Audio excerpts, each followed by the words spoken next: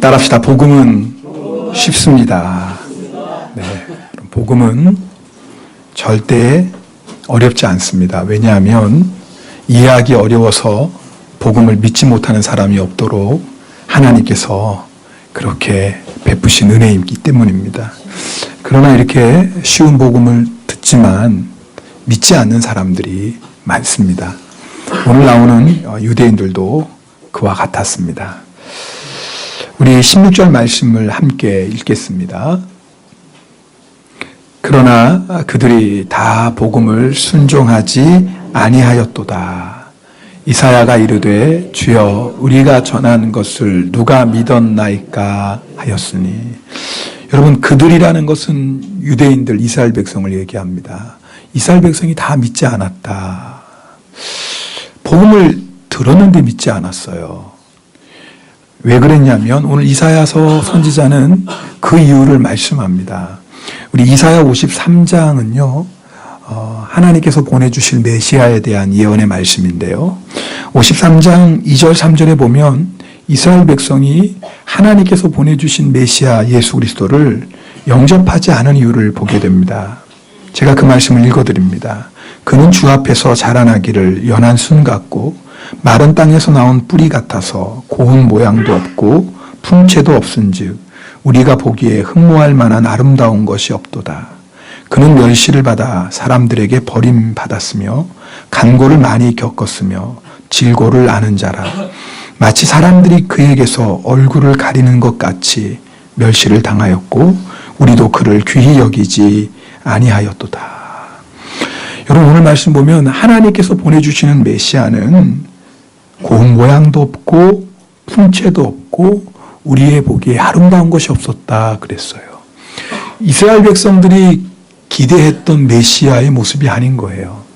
이스라엘 백성들이 기대했던 메시아는 아주 힘도 세고 품체도 좋고 그래서 그 이스라엘 백성을 로마의 억압으로부터 구원해 줄 그런 힘 있는 사람이었어요.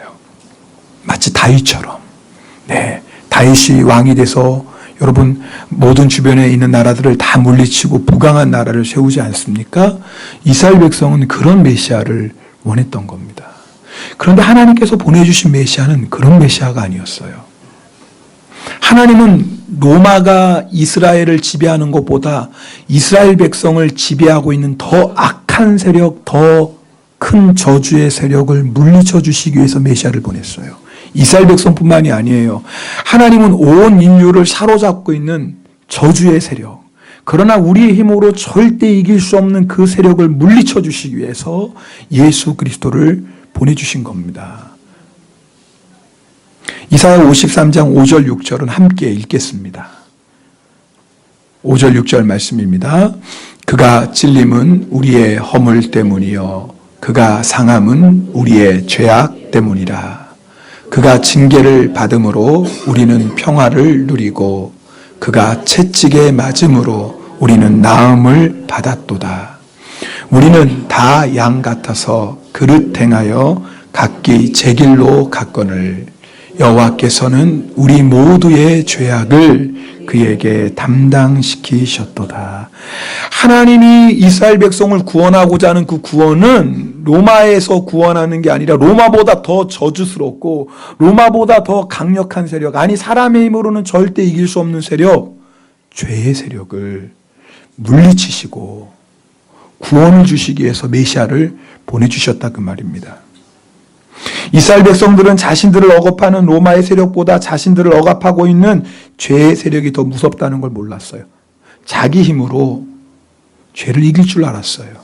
내가 열심히 살면, 내가 선을 행하고 살면 구원받을 수 있다고 생각했다 그 말입니다. 교만함이었죠. 자기가 죄인인 것을, 자기의 힘으로는 하나님의 뜻대로 살 수 없다라는 것을 모르었다 그 말이에요. 여러분, 사람들은요 죄를 고통이라고 생각하지 않습니다. 심지어는 죄를 즐거움으로 생각하는 사람이 있어요. 그래서 죄 짓지 말고 삽시다 그러면 야, 사람이 죄 안 짓고 무슨 재미로 삽니까? 그렇게 말하는 사람이 있어요. 여러분, 죄가 가져다 주는 고통을 몰라서 그러는 말이에요. 어느 목사님 설교를 듣다가 제가 안타까운 신문 기사를 알게 되었습니다. 고등학교 2학년 학생이 자살을 했는데요. 그 사연이 기가 막힙니다. 그의 아버지가 성범죄자였기 때문입니다. 40대 중반인 그의 아버지 박 씨는 지방의 한 철도 공무원이었어요. 그런데 봉사활동 나온 여중생을 추행한 죄를 짓고 말았습니다. 이 사건이 있기 전까지 그 아들은요, 학교에서 반장을 할 만큼 모범적인 아이였어요. 그런데 자기 아버지가 성범죄자라는 걸 받아들일 수가 없는 거예요. 수면제를 먹고 자살을 시도하기도 했어요. 한편으로는 자기는 무죄라고 주장하는 아빠의 말을 믿고 아버지의 재판을 위하여 변론 자료를 준비하는 일을 돕기도 했습니다. 그러나 대법원에서는 유죄 확정 판결이 나오자 이 아들이 절망한 겁니다. 큰아들은 아버지를 따라 철도 공무원 되겠다라는 꿈을 접었고요. 초등학교인 셋째 막내 아들은 나는 불행하다. 여러분, 박 씨의 이웃들은요, 아동 청소년 성보호에 관한 법 때문에 박 씨의 그 주변 사람들은 박 씨의 신상과 사진이 된 자료를 받아보게 되어 있습니다. 이 동네에 이런 사람이 사니까 조심하십시오. 그러니 그 가족들이 그 동네에서 어떤 괴로움을 받았는지 우리가 충분히 알 수 있겠죠. 건물 주인도 이 건물이 성범죄자가 사는 건물로 등록되었으니까 나가라는 거예요. 1년에 한 번씩 이사 다녀야 돼요. 박 씨의 둘째 아들은 자살하고 싶은 마음을 접고 의사가 돼서 가족을 호강시키겠다고 공부를 열심히 하기도 했어요. 그러나 아버지로 인한 그 절망, 그 상처를 이길 수가 없었습니다. 결국 자살하고 말았어요. 어머니는 싸늘한 시체가 된 아들을 붙잡고 엄마도 죽고 싶은 순간이 많았지만 너희들 때문에 꾹 참고 살았는데 하며 통곡했습니다. 죄가 이렇게 무서워요. 여러분, 죄는요, 나 혼자만 망하는 게 아니라 내 주변에 있는 사람들에게 말할 수 없는 고통을 가져다 줍니다. 여러분, 집안에 알코올 중독자 한 사람 있으면 온 가족이 다 고통을 당합니다. 집안 중에 누가 하나 도박에 빠진 사람 생겨보세요. 가족만 힘듭니까? 가까운 친척, 친구까지도 얼마나 어려움을 줍니까? 여러분, 이스라엘 백성이 로마의 억압에서 해방되는 게 중요하죠. 그러나 그것이 해방돼도 로마를 물리치고 부강한 나라를 세워도요, 죄의 문제를 해결하지 않으면 결국 그 죄 때문에 망하고 말아요. 여러분, 북이스라엘이 왜 망했어요? 죄 때문에 아수르에 의해서 망했어요. 남유다가 왜 망했어요? 죄 때문에 바벨론에 의해서 망했어요. 실제로 여러분, 이스라엘이요, AD 70년에 로마에 의해서 나라가 완전히 사라집니다. 왜요? 복음을 거절하고 회개하지 않아서 하나님이 심판을 받습니다. 사람들은요, 돈이 없는 게 문제라고 생각합니다. 혹시 여러분 중에 그런 분 있나요? 돈이 없는 게 문제다. 맞죠? 돈이 없으면 인생을 사는데 많은 어려움이 있어요. 꼭 해야 되는 일인데, 꼭 필요한 건데, 돈이 없어서 그것을 이루지 못할 때 절망하죠. 그러나 여러분 아십시오. 가난이 우리 인생을 무너뜨리는 게 아닙니다. 그럼 가난한 사람은 다 망해야죠. 그 가난 가운데서 일어서서 훌륭한 인생을 사는 사람들이 얼마나 많습니까? 만약에 이 박 씨 가정이 다른 문제가 아니라 경제적인 어려움이었다면 아마 새 아들은 더 열심히 공부했을 거예요. 둘째 아들은 의사가 됐을지도 모르죠. 가난이 그 집안을 무너뜨린 게 아니에요. 죄예요. 병으로 인해서 고통당하는 분들 얼마나 힘들어요. 정말 그 병 걸리지 않은 분들은 모를 겁니다. 그 고통은. 그러나 여러분, 병이 우리를 아무리 힘들게 하고 심지어는 그 질병으로 죽음의 슬픔을 경험한다고 해도 그것이 우리 인생을 망하는 게 아니에요. 복음을 듣고 예수님을 믿는 사람에게는 죽음은 영원한 삶의 시작입니다. 시편 116편 15절 말씀을 함께 읽겠습니다. 그의 경건한 자들의 죽음은 여호와께서 보시기에 귀중한 것이로다. 다시 우리 안희로 분들 계세요? 다 같이 읽겠습니다. 시작. 그의 경건한 자들의 죽음은 여호와께서 보시기에 귀중한 것이로다. 여러분, 하나님이 볼 때 성도들의 죽음은 귀중한 거예요. 왜요? 끝이 아니에요. 영원한 삶의 시작이에요. 하나님을 믿는 사람들, 예수님을 믿는 사람들의 죽음은 하나님께서 우리를 위해서 준비하신 가장 행복하고 가장 평안한 삶의 시작인 겁니다. 건강 복이죠. 저는 우리 성도님들이 건강하시길 기도합니다. 그러나 생각해 보세요. 건강한 몸으로 죄짓고 살면 그게 건강이겠습니까?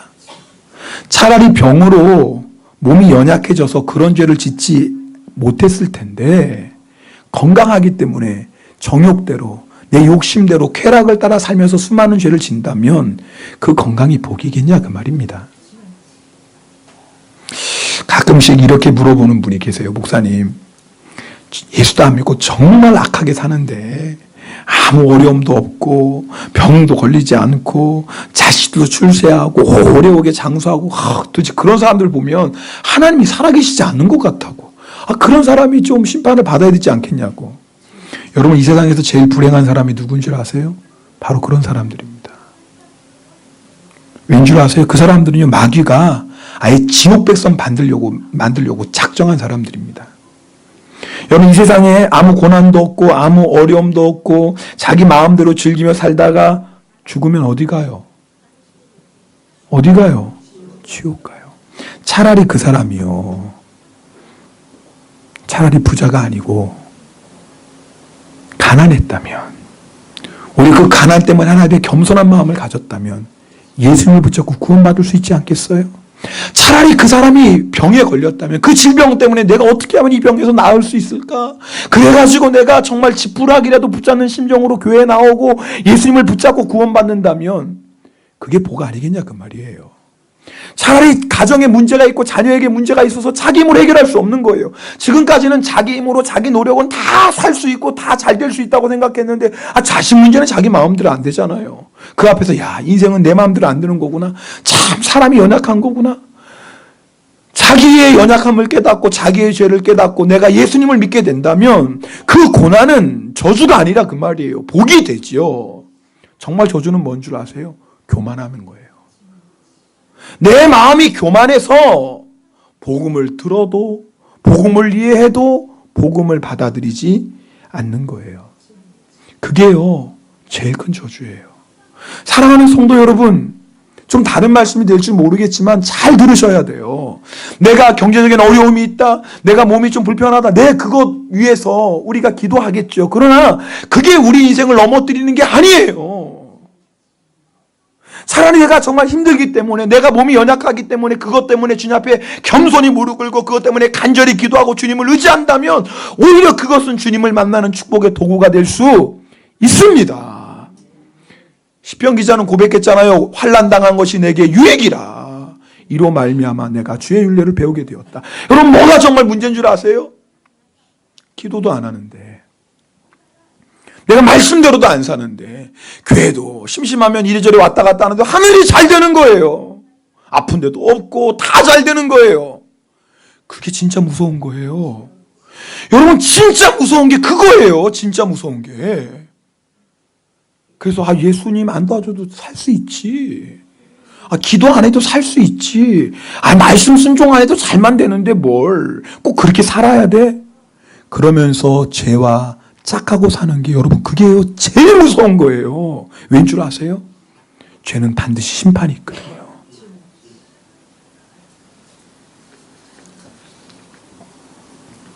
이스라엘 백성은 복음을 들었어요.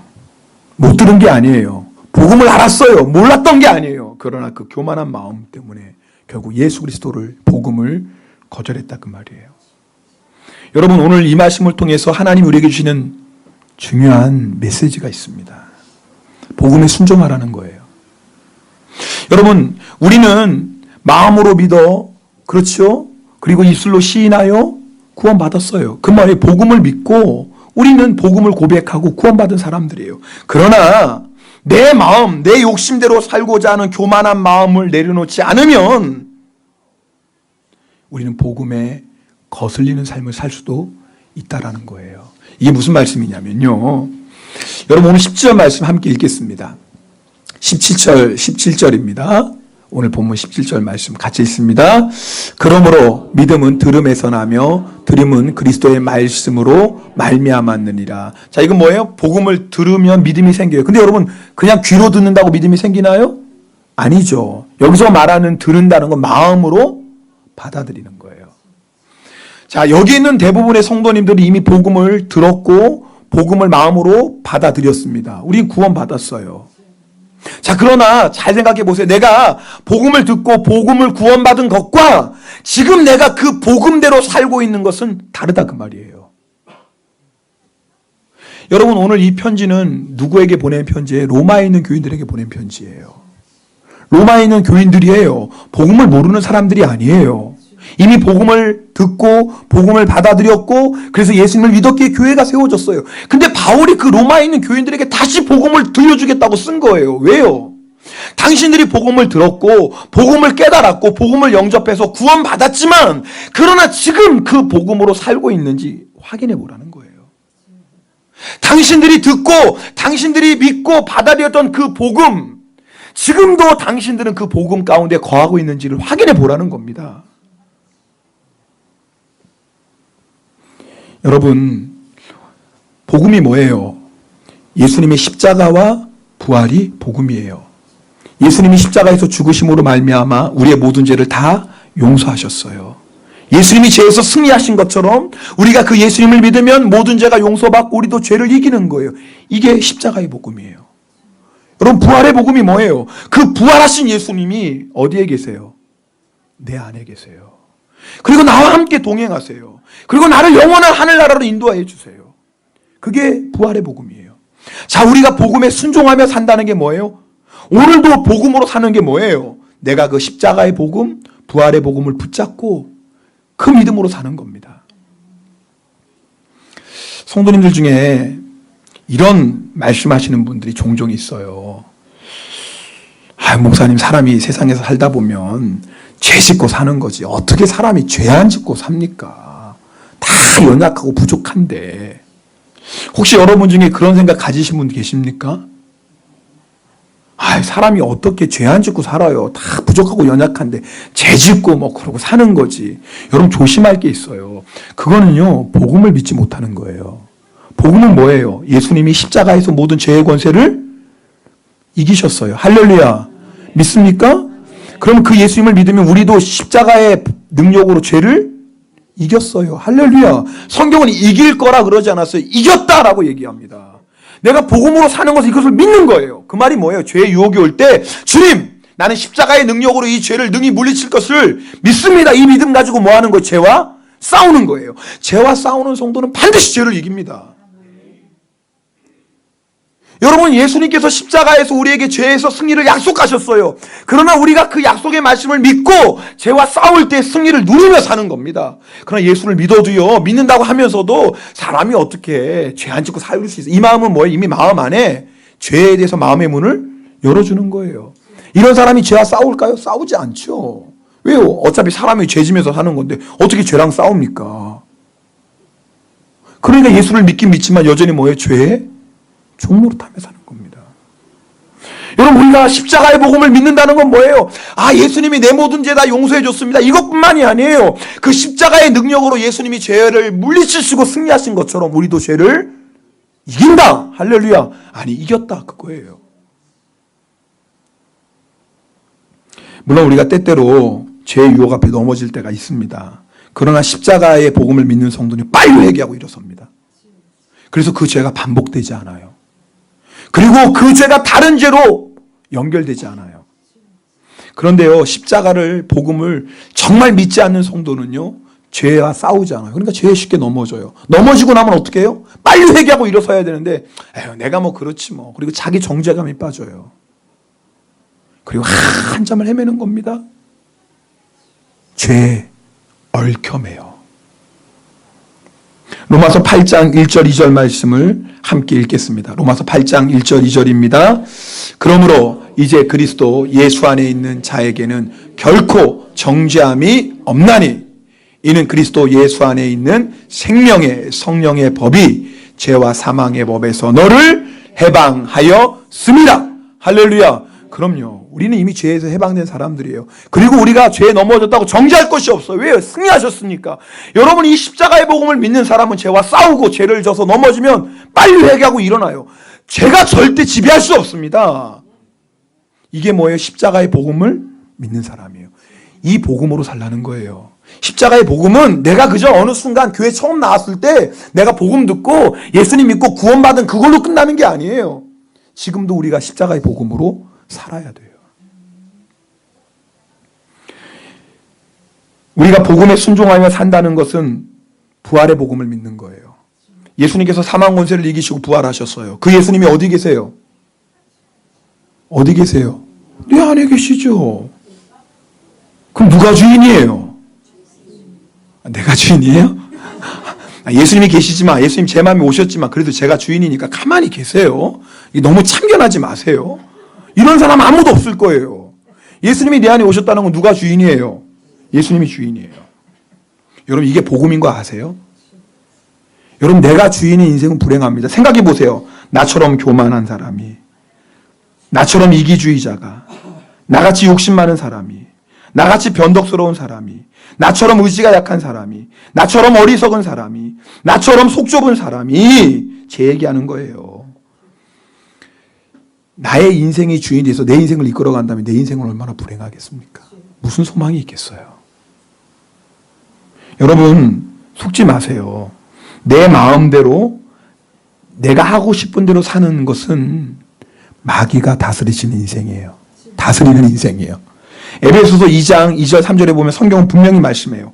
공중권세 잡은 자가 지금도 복음에 불순종하는 자들 배후에서 역사해서 그 역사의 결과가 뭐냐면요, 우리 육체의 욕심을 따라 지내며 육체와 마음이 원하는 것을 하는 거예요. 우리는 마귀가 지배하는 인생 되면 뭐 대단한 죄 지을 줄 알잖아요. 간음하고 도둑질하고 심지어는 살인하고 마귀가 뒤에서 조종하는 인생이 그런 인생인 줄 아는데 에베소서는 그렇게 말씀하는 게 아니에요. 마귀, 공중권세 잡은 마귀가 지배하는 인생이 어떤 인생이냐면 자기 육신의 정욕과 자기 육체와 마음이 원하는 대로 사는 거예요. 세상 사람이 이걸 죄라고 생각해요? 아니에요? 아니, 세상 사람이 이게 당연하다고 생각해요. 세상 사람들은요, 자기 욕심, 자기 마음, 자기 정욕대로 사는 게 당연하죠. 그게 왜 죄예요? 근데 여러분 아세요? 성경은 그 배후에 누가 있다라는 거예요? 마귀가. 여러분, 하나님의 말씀대로 사는 게 복입니다. 하나님의 말씀에 순종하는 게 복입니다. 이미 예수님 우리 안에 주인이 오셨어요. 주인이 되셨어요. 내가 그 예수님의 말씀에 날마다 순종하는 사는 것이 가장 복된 삶입니다. 여러분 중에 혹시나 내가 하나님의 말씀대로 사는 것보다 아직도 내 마음, 내 생각, 내 감정대로 사는 것이 더 좋고 더 옳다고 생각하는 분이 있다면 이건 큰일 납니다. 큰일 납니다. 내가 예수님을 믿는다고 하지만 복음으로 사는 사람이 아닙니다. 그건 뭐예요? 우리가 복음에 순종하는 게 아니라 마귀에게 속고 있는 겁니다. 복음에 순종하는 삶은 뭐예요? 내 안에 계시는 예수님으로 사는 겁니다. 예수님이 주인이니까 예수님이 말씀하시면 우리는 뭐예요? 아멘 하는 거예요. 아멘이신가요? 그게 종이잖아요. 주인이 말씀하시는데 종이 잠깐 생각해 볼게요. 저 지금 그런 상황이 아니에요. 저 그럴 지금 기분이 아니에요, 주님. 이런 종이 어디 있어요? 그런 종이 어디 있나요? 주인이 말씀하시면 아멘 하는 게 종 아닙니까? 여러분은 그렇게 지난 일주일 사셨나 생각해 보세요. 주님이 말씀하셔도 주님! 알겠어요. 주님 무슨 말씀하시는지 알겠는데 저는 지금 그럴 마음이나 그럴 상황이 아니니까 좀 가만히 계세요. 이러면 말은 우리가 예수님을 주님이라고 하지만 사실 누가 주인 노릇하는 거예요? 내가. 여러분 기도 생활도 똑같습니다. 여러분 우리가 하나님께 기도할 때 우리는 물론 믿음으로 구하죠. 그러나 결국 누구의 뜻대로 응답하시는 거예요? 누구의 뜻대로 응답하시는 거예요? 주님의 뜻대로 응답하시는 거예요. 그런데 기도할 때도 주님은 내가 구하는 것대로 다 주셔야 돼요. 그럼 협박해요. 주님 제가 기도하는 다 주세요. 안 그러면 저 교회 안 나올 거예요. 저 봉사 안 해요. 제가 기도하는데 응답 안 하면 저 11조 안 할 거예요. 그래도 주님 안 들어주시면 저 예수 안 믿어요? 누가 주인인지 모르겠어요. 여러분 오늘 이 말씀을 잘 들으세요. 내가 복음으로 사는 것은 이제는 예수님이 내 안에 계시다라는 거예요. 그리고 나는 그 예수님께 뭐 하는 거예요? 순종하는 거예요. 우리가 예수님 믿는다고 하지만 내가 복음을 들었고 복음을 내가 깨닫고 복음을 받아들여서 구원받았지만 그러나 복음과 상관없이 살 수도 있는 거예요. 주님의 십자가와 상관없이 살 수도 있고요. 주님의 부활과 상관없이도 사는 거예요. 바울은요, 로마에 있는 성도들이 그럴까봐 복음을 다시 말하는 거예요. 여러분들이 복음을 들었지요. 네, 여러분들 복음을 깨달았지요. 네, 여러분들 그 복음을 마음에 영접해서 구원받았지요. 그러나 여러분 아셔야 돼요. 지금도 그 복음으로 사셔야 됩니다. 이스라엘 백성들이 복음을 들었고 이스라엘 백성들이 복음을 깨달았지만 그러나 그 교만함으로 복음을 거절했던 것처럼 여러분의 마음이 교만해져서 복음에 불순종하는 자가 되면 안 됩니다. 바울이 지금 그 얘기를 하는 거예요. 오늘 우리에게도 주시는 동일한 말씀입니다. 복음을 알지요. 우리가 복음을 마음에 영접했지요. 구원받았지요. 그러나 지금도 복음으로 살아야 된다니까요. 그래야지 날마다 주님과 동행하며 주님의 이름으로 승리하는 성도가 됩니다.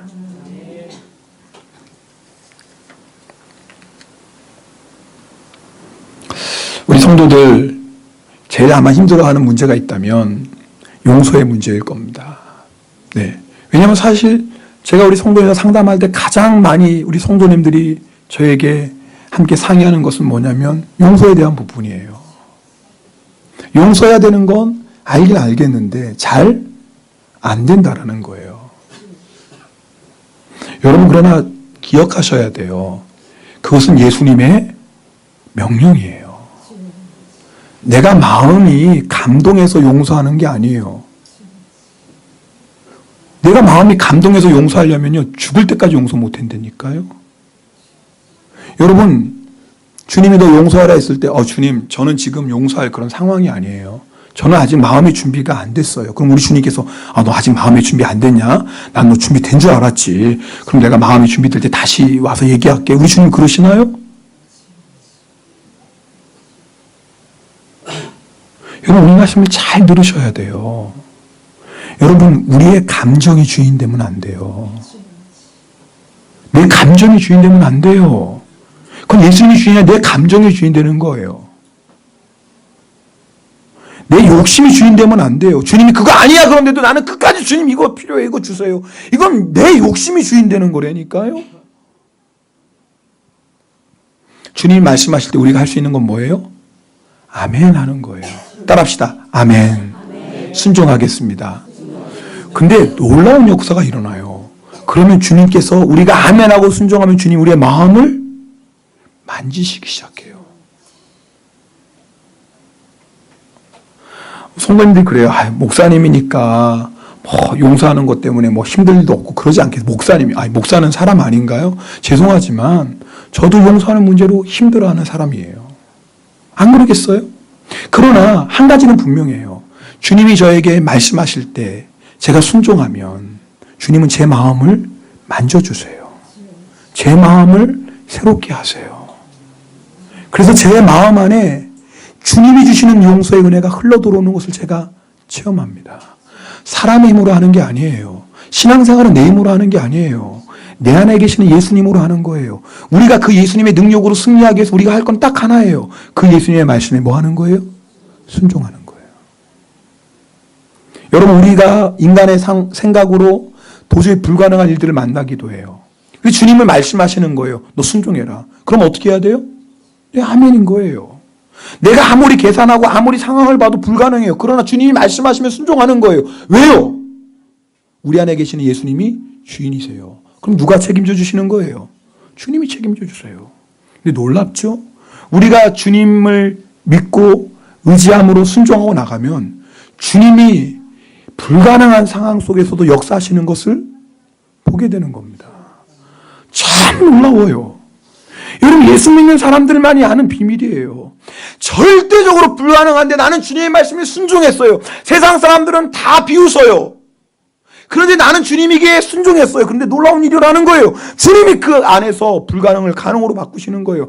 반석에서 물을 터뜨리시는 거예요. 할렐루야. 이게 예수 믿는 사람들이 체험하는 신앙의 기쁨이고 감격이고 능력입니다. 순종할 때 우리가 체험하게 됩니다. 여러분, 우리가 예수님을 신앙생활을 10년, 20년 해도 내가 만약 이런 주님의 놀라운 은혜와 기적을 체험 못한다면 이유는 하나예요. 내가 부활의 능력으로 살지 않는 겁니다. 내가 부활의 복음으로 살지 않는 겁니다. 여전히 예수님이 내 안에 주님이라고 하지만 사실은 내가 주인이에요. 내가 계산해요. 순종할지 안 할지도 내가 계산해요. 그러니 주님이 어떻게 역사하시겠어요?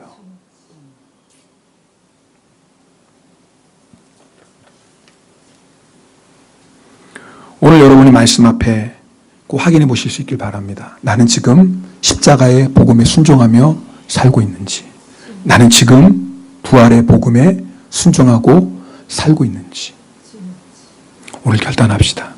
주님, 저 이제부터는 십자가의 복음으로 살겠습니다. 주님, 저 이제부터는 부활의 복음으로 살겠습니다. 복음의 영광을 보게 하시고 그 복음의 능력을 체험하게 하시고 그리하여서 많은 사람들에게 하나님의 살아계심을 나타내는 그런 믿음의 사람 되게 하옵소서. 우리 시간에 통성으로 결단하며 기도하겠습니다. 할렐루야. 사랑의 하나님 아버지 감사드립니다.